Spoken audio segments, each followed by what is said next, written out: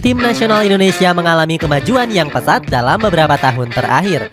Selain di tim nasional senior, kemajuan ini juga dialami oleh berbagai sektor tim nasional sepak bola lainnya, mulai dari level junior sampai wanita, sampai dengan tim nasional amputasi.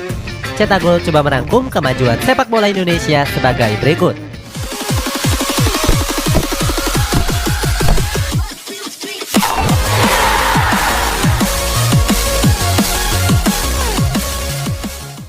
Revolusi besar-besaran. Di era kepemimpinan Muhammad Iryawan, PSSI memasang target untuk kembali mengangkat trofi juara. Terkait hal tersebut, mereka pun mendapatkan perlakuan yang istimewa dari negara, yakni Perpres tentang Percepatan Prestasi Sepak Bola Nasional atau PPSN. Keberadaan PPSN tersebut memberikan banyak keuntungan untuk PSSI. Salah satunya adalah dukungan dana yang besar dalam menjalankan program pembinaan pemain. Artinya tugas Muhammad Iryawan sedikit lebih mudah dibandingkan ketua PSSI yang sebelumnya. Bisa dibilang PSSI akan jadi anak emas dengan satu-satunya organisasi yang mendapatkan Perpres PPSN. Selain itu, PSSI juga mendapatkan kemudahan lain di bawah kepemimpinan Presiden Joko Widodo. Sebab PSSI bisa mendapatkan dana dari sponsor kompetisi dan juga ajang internasional. Dengan begitu, Muhammad Iryawan bisa melakukan revolusi pada kekuatan timnas Indonesia. Salah satu revolusi besar yang dilakukan PSSI adalah menunjuk pelatih kenamaan Sintayong untuk melatih tim nasional Indonesia sejak akhir tahun 2019 yang lalu. Dalam wawancaranya, Ketua Umum PSSI Muhammad Iryawan menyebut kalau dia ingin membangun timnas yang solid dan juga berprestasi.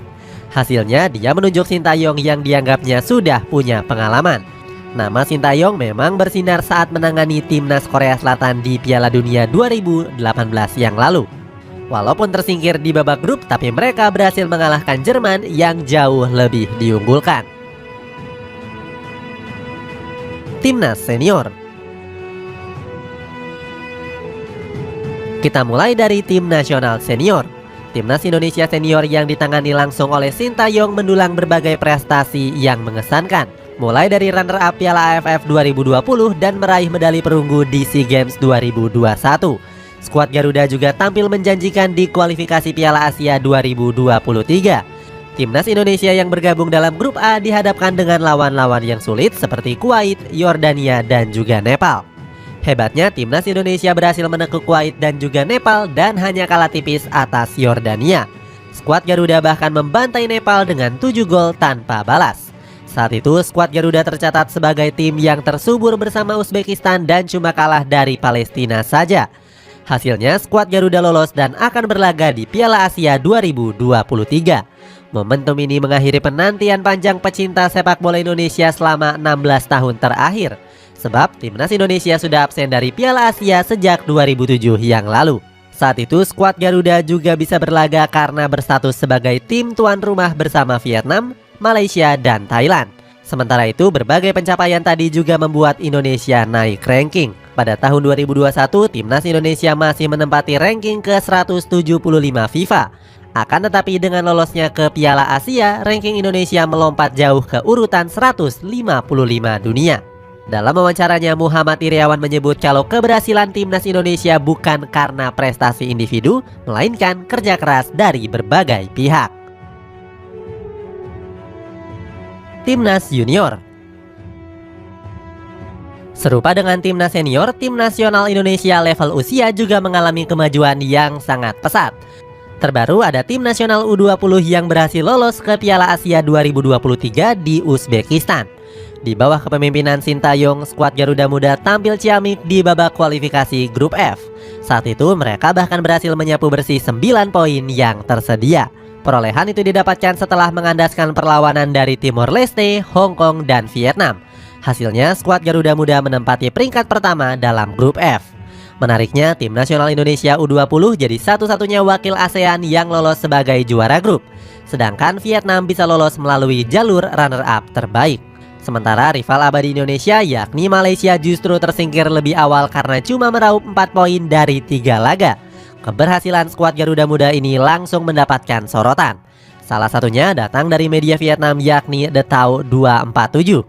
Media yang sebetulnya kerap meremehkan Indonesia ini dibuat takjub dengan kemajuan sepak bola Indonesia.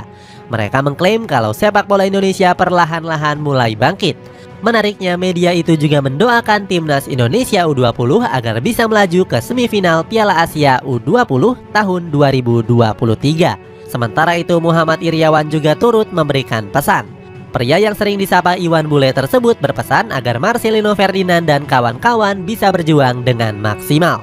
Iwan Bule juga meminta para pemain untuk tetap fokus, disiplin, dan gak meremehkan lawan, serta tetap rendah hati. Timnas Wanita. Selain mengalami kemajuan di timnas sepak bola pria, timnas sepak bola wanita juga mengalami kemajuan yang cukup pesat. Bisa dibilang PSSI kini lebih memperhatikan talenta-talenta berbakatnya. Walaupun belum bisa semaju sepak bola pria, tapi sepak bola wanita juga nggak kalah menarik. Pada tahun 2019, kompetisi Liga 1 Wanita sempat diadakan di mana Persib keluar sebagai juaranya. Sayangnya sejak pandemi COVID-19, kompetisi ini terhenti dan belum dilanjutkan sampai saat ini. Persib Bandung selaku juara bertahan menilai kalau sepak bola wanita punya potensi yang besar. Akibat nggak adanya kompetisi membuat prestasi sepak bola wanita menjadi anjlok. Saat itu timnas wanita jarang ikut serta pada kompetisi level Asia apalagi level dunia.